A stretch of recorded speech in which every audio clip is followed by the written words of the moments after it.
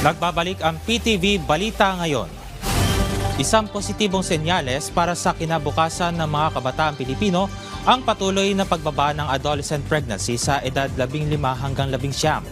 Ibig sabihin nito, mas marami sa kanila ang may pagkakataong makapagtapos ng pag-aaral, makapaghanda para sa trabaho at makapagplano ng mas maayos na kinabukasan.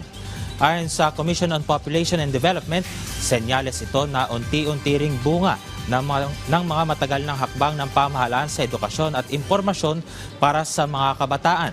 Kasunod dito, historic low rin ang naitalang 1.7% total fertility rate ng bansa sa 2025 National Demographic and Health Survey.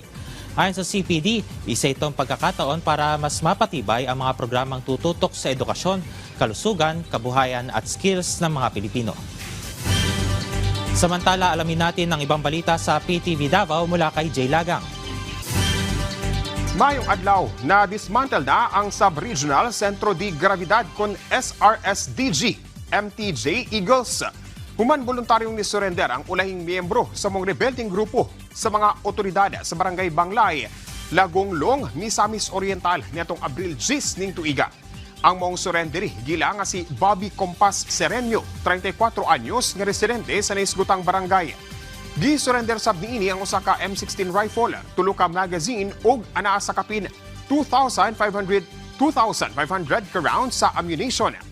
Ang desisyon niini nga mo surrender nahimong posible tungod sa panawagan sa iyang pamilya ug kabanay nga subling mo balik sa sabakan sa gobyerno.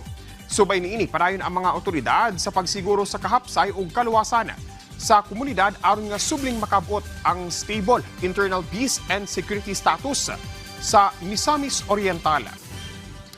Gipaygayon sa Department of Agriculture kun DA Regional Office 11 ug sa lokal nga kagamhanan sa Kiblawan, Davao del Sur ang pagpangapod-apod og fuel subsidy cards alang sa mga mag-uuma sa buong munisipalidad.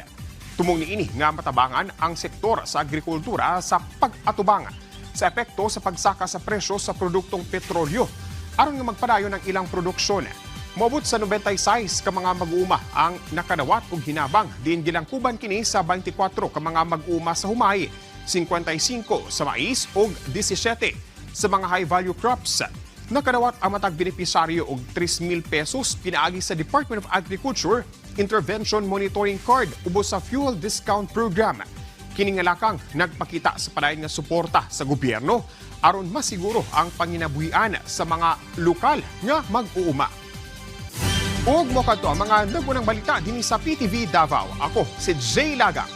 Mayong adlaw. Daghang salamat, Jay Lagang. At yan ang mga balita sa oras na ito. Para sa iba pang updates, i-follow at i-like kami sa aming social media sites sa @PTVPH. Ako si Gab Humilde Villegas para sa Pambansang TV sa Bagong Pilipinas.